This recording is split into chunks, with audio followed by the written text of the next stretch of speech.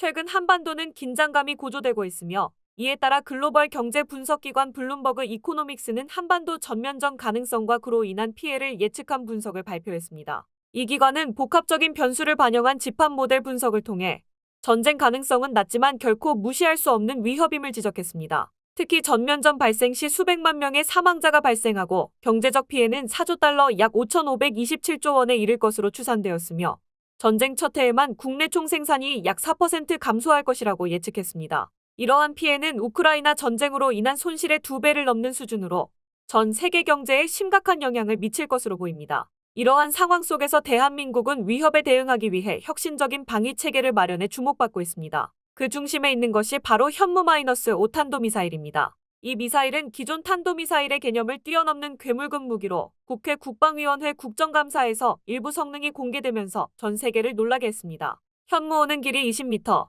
직경 1.6m, 발사 중량 36톤의 대형 미사일로 무려 75톤에 이르는 강력한 추력을 자랑합니다. 이를 러시아의 대표 전술 탄도미사일인 이스칸데르 길이 7.3m, 발사 중량 4톤과 비교하면 현무-5는 일반적인 전술 탄도미사일의 범주를 벗어난 것으로 평가됩니다.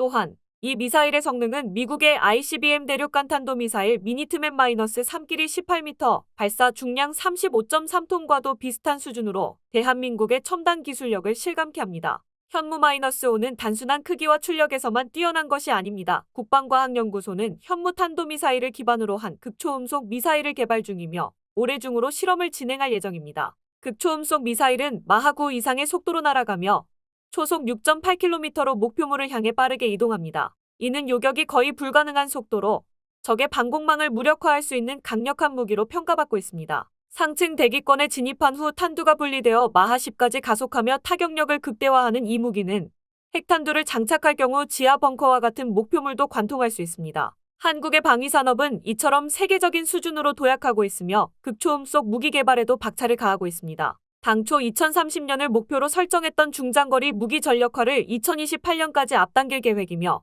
여기에 한국형 장사정포 요격체계의 개발도 병행하고 있습니다. 이는 단순히 방어를 넘어 미래 전쟁의 판도를 바꿀 수 있는 전략적 준비라 할 수 있습니다. 현무 미사일은 과거 사거리 500km의 현무-1에서 시작해 꾸준히 발전해왔습니다. 현재 현무 미사일은 2000km 이상의 사거리를 보유해 중국의 주요 도시와 군사기지까지 타격할 수 있는 능력을 갖추고 있습니다. 이러한 발전은 단순한 군사적 억제를 넘어 대한민국의 첨단 기술력과 자주 국방 능력을 증명하는 사례로 평가받고 있습니다. 특히 이번 국군의 날 공개된 현무-5의 이동식 발사대는 8축 조향 장치를 통해 한반도의 험준한 산악 지형에서도 기동성을 발휘할 수 있도록 설계되었습니다. 발사대 차량의 설계와 생산은 전적으로 국내 기술로 이루어졌으며 이는 외국 의존도를 낮추고 방위산업의 자립도를 높이는 데 기여한 혁신적인 사례입니다. 현무-5의 등장에 대해 국제사회는 엇갈린 반응을 보이고 있습니다. 중국 매체는 현무-5의 성능을 과소평가하려는 태도를 보이며 한국의 방위력 강화를 경계하고 있습니다.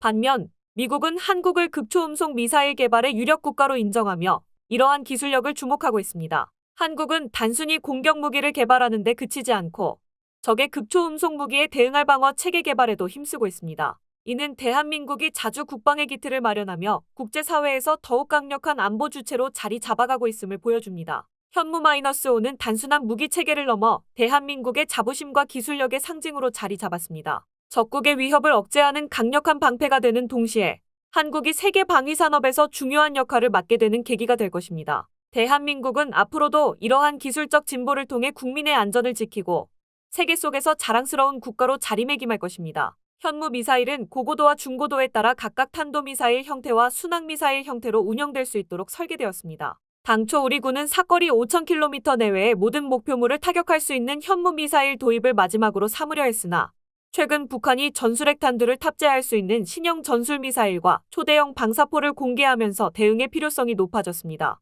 이에 따라 현무-6과 극초음속 미사일 개발이 동시에 진행 중입니다. 처음 사거리 500km의 현무-1에서 시작한 기술은 이제 베이징을 유효 사거리로 포함할 만큼 발전했습니다. 미국 군사 전문 매체는 한국의 현무 미사일이 테스트 중 최대 사거리 2000km까지 비행하며 중국 주요 도시를 타격할 능력을 입증했다고 보도하기도 했습니다. 현무 미사일 배치는 중국 해군 억제라는 전략적 의미도 포함되어 있습니다. 또한 적국의 미사일 방어 체계를 무력화하기 위한 LSA 시스템 역시 도입 예정으로 다층 방어 체계를 통해 한반도로 접근하는 공격형 미사일 요격 성공률을 높이는 데 기여할 것입니다. 대한민국은 극초음속 미사일 개발뿐 아니라 적국의 극초음속 미사일에 대응할 방어 체계 구축에도 힘쓰고 있습니다. 앤드 연구소에 따르면 현재 극초음속 미사일 개발에 성공한 나라는 미국과 러시아뿐이며 그 뒤를 이어 유력한 국가로 한국과 중국이 꼽히고 있습니다. 국방과학연구소 ADD는 5천억 원 이상의 추가 연구개발 예산을 확보하며 극초음속 미사일 시제품 제작을 마치고 시험 발사를 앞두고 있습니다.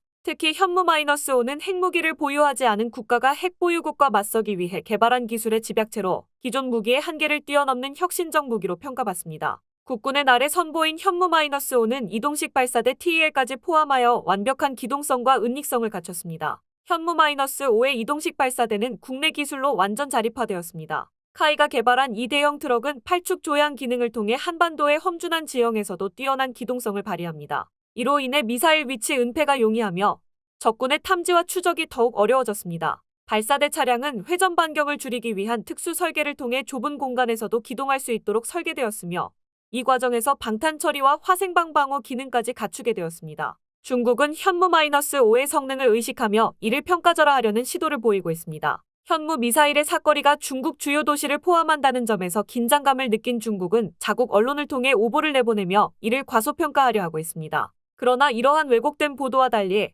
현무 미사일은 전략적 타격 능력과 자주국방의 핵심 무기로 자리 잡고 있습니다. 한국은 과거 체코에서 도입한 기술에 의존하던 시절을 지나 이제는 독자적인 연구와 기술 개발을 통해 전 세계적으로 인정받는 방위산업 강국으로 자리매김했습니다. 현무 미사일의 발전은 단순한 무기 개발을 넘어 대한민국이 자주국방을 실현하고 첨단 기술력을 전 세계에 증명하는 과정의 결과물이라 할 수 있습니다. 앞으로도 대한민국은 현무 미사일을 중심으로 한방위 기술력을 강화하며 국민의 안전과 국가의 안보를 지키기 위한 노력을 멈추지 않을 것입니다. 이를 통해 전 세계에서 더욱 빛나는 방위산업 강국으로 우뚝 설 날을 기대해봅니다.